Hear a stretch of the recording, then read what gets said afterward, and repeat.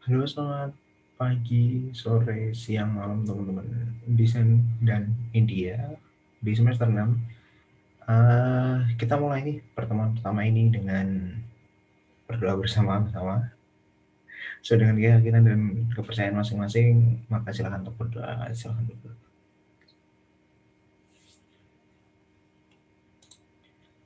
Pada pertemuan kali ini, kita akan ngobrolin tentang bagaimana desain dan media untuk satu semester ini.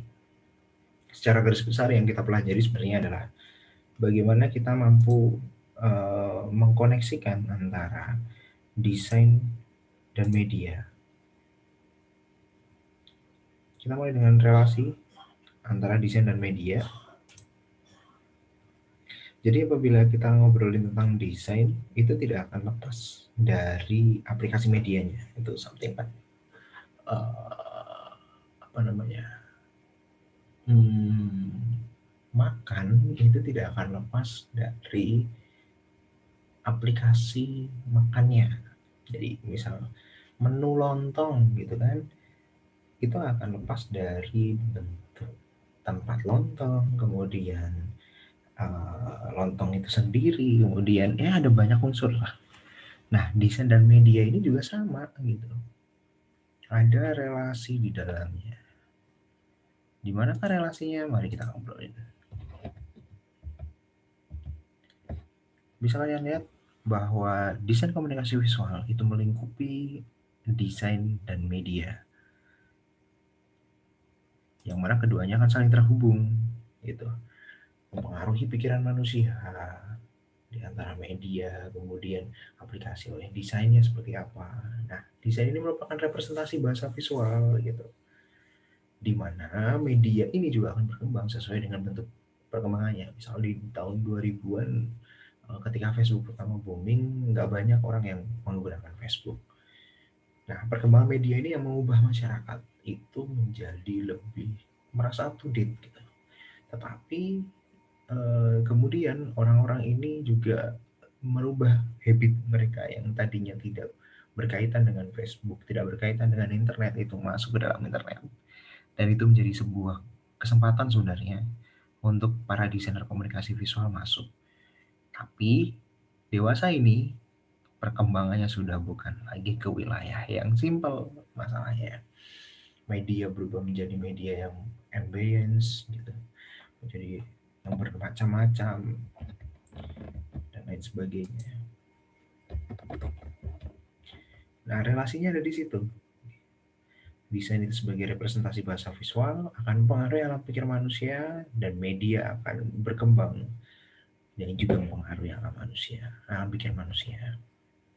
Sejarahnya kita bisa lihat bahwa zaman dahulu desain dan media itu sebenarnya sudah lama. Hal ini ya layaknya surat kabar, kemudian penemuan jenis huruf oleh Claude Garamond, gitu. Penelitian mesin cetak oleh Johannes Gutenberg, gitu kan. Itulah masa-masa di awal abad 18 disebut sebagai masa revolusi industri, ditemukannya mesin uap. Jadi yang tadinya manusia itu sangat pekerja keras menggunakan tenaganya, dia berubah menjadi atau digantikan menjadi mesin-mesin uap, kemudian mesin-mesin konstruksi berpikir yang lebih modern. Itulah masa revolusi industri. Muncullah Art Nouveau, perlawanan dari hal-hal tersebut gitu. Art Nouveau ini seperti yang dipelajari di DKV 1, kemudian kemarin juga di DKV 3 juga sempat bahas tentang Art Nouveau. Ini merupakan sebuah gerakan yang melawan keindustrian sendiri. Jadi merasa bahwa semua itu serba mesin, semua itu serba apa namanya instan. Muncullah karya-karya seni yang berbasis pada alam natural, itu bentuk bunga. Nah, di awal abad 19 itu menjadi inspirasi untuk menjadi gaya ekspresionisme, kubisme, futurisme, surrealisme gitu. Merupakan lukisan-lukisan yang berangkat dari alam bawah sadar manusia, kembali ke manusia. Medianya menjadi beragam gitu, dari aplikasi kanvas dan lain sebagainya. Kemudian masa modernisme pada awal abad ke-20, desain sebelum Perang Dunia Kedua, itu ada Art Deco menggunakan garis lurus, kemudian desain pada masa Perang Dunia dan sesudahnya muncul peran ahli psikologi dengan teori Gestalt. Di gimana apabila kita bisa melihat bahwa karya-karya seni saat itu didominasi oleh orang-orang yang ingin muncul di galeri, orang-orang yang ingin terkenal cepat gitu.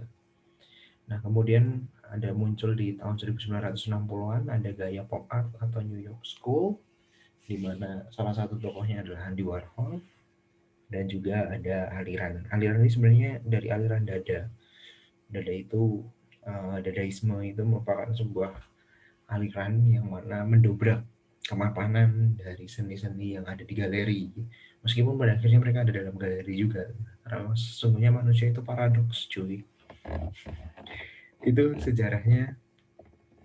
Nah, desainnya bisa kalian lihat di Perang Dunia Kedua, yaitu bagaimana aplikasi dari visual musuh itu sangat ditampilkan, ditonjolkan. Gambar Nazi, gambar seperti Buddha, kemudian ketakutan itu dipajang dan menjadi salah satu hal yang ya biasa orang melihatnya gitu, sehingga semakin takut.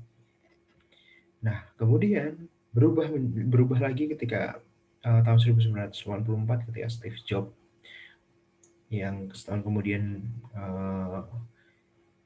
yang ketika 84 itu dia mendirikan Apple, kemudian ada muncul juga PageMaker, merupakan sebuah aplikasi atau software yang digunakan untuk mendesain brosur. Disinilah media mulai menggeser yang tadinya manual berubah menjadi segalanya digital.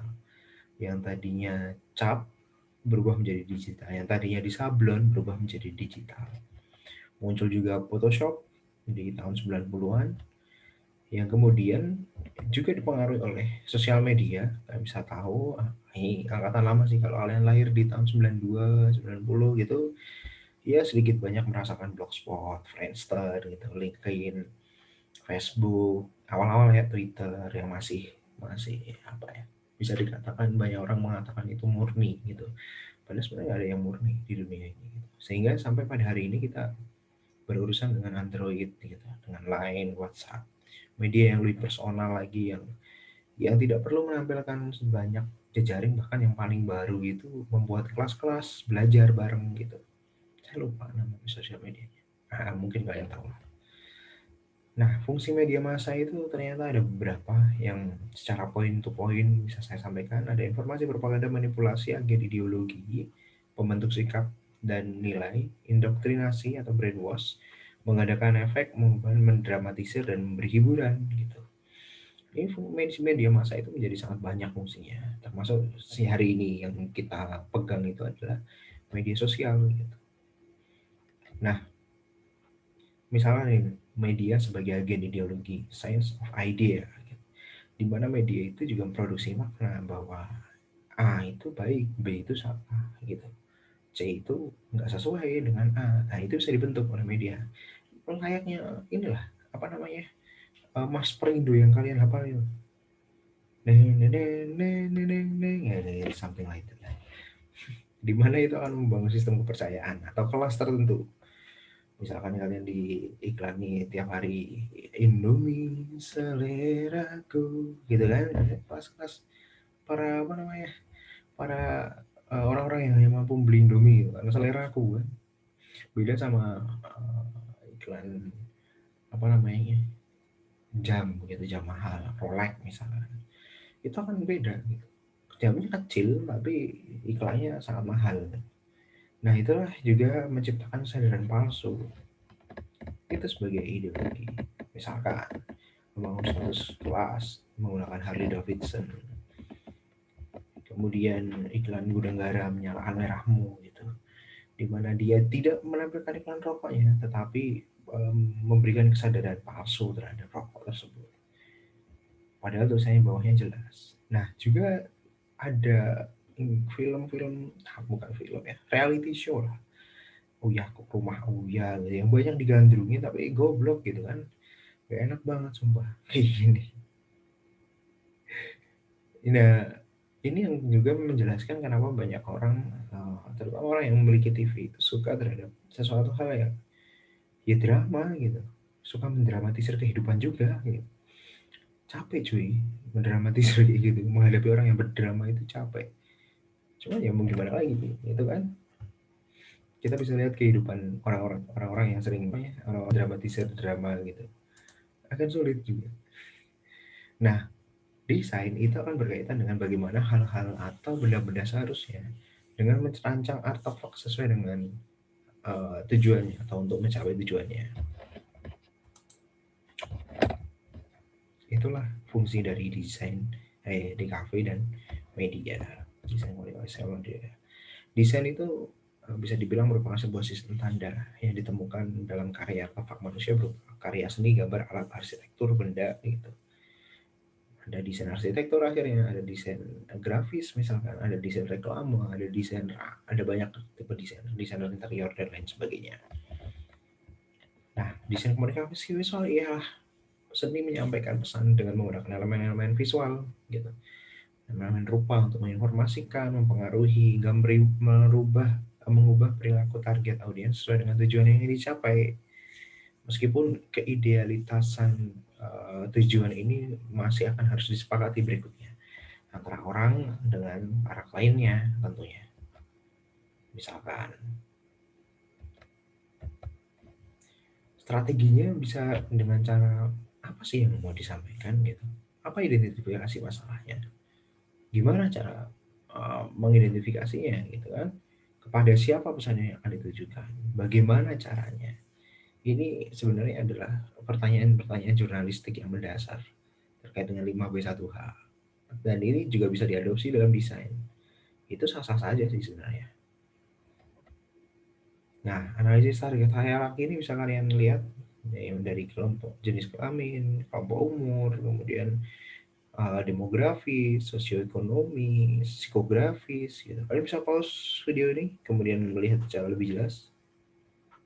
Oke, lanjut. Contoh psikografis, ada kaum yapi, kaum dingkis, gitu, hedon, archiver, survivor tradisional, milenial, orang-orang galauers, gitu, banyak lah tipenya. Nah, kemudian yang paling penting juga untuk analisis itu adalah analisis SWOT. Gitu. Ada strength, weakness, threatness, and opportunity. Di mana keempat-empatnya ini bisa kalian lihat detailnya. Kalian bisa pause juga. Oke, lanjut. Desain membangun persepsi visual.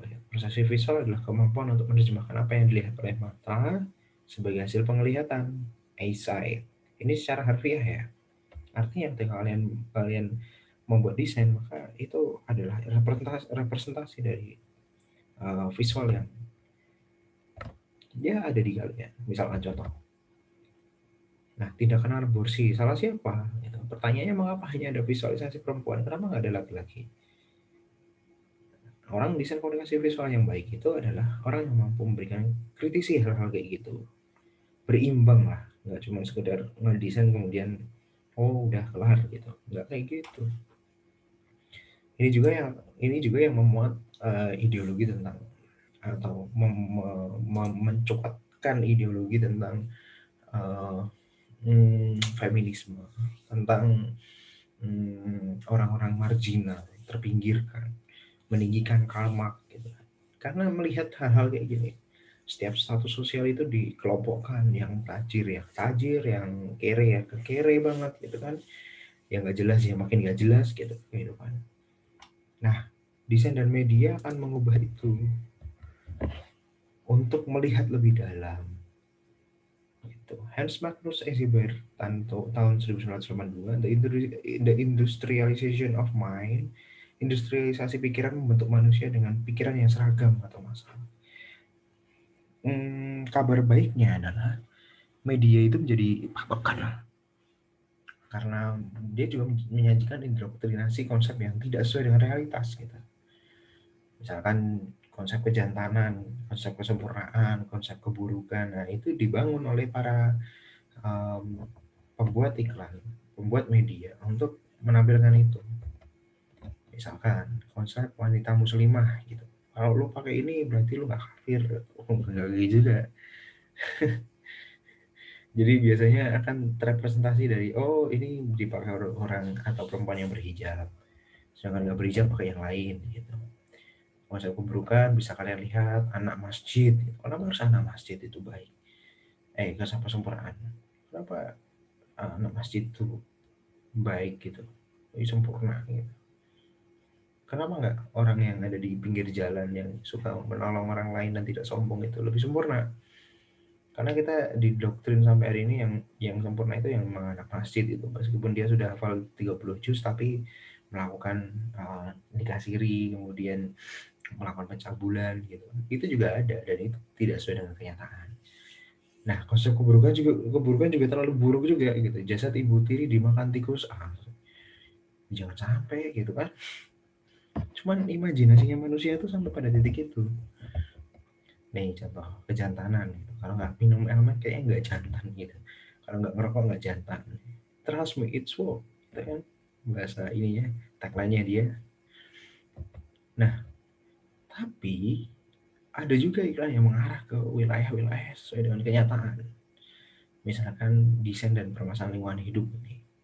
Bagaimana penguin itu makin kesini makin terpinggirkan oleh kota-kota. Banyak pohon ditebangi dan lain sebagainya. Contoh lain, ya, desain dan permasalahan kesehatan masyarakat tentang rokok, AIDS, gitu kan. Desain dan permasalahan sosial. Nah, please don't lose control over your drinking. Ini merupakan sebuah permasalahan yang banyak ditemukan di masyarakat yang terlalu banyak mabuk gitu kan. Makanya dibuat gelas yang kayak gitu. Jalanan bukan pilihan gitu.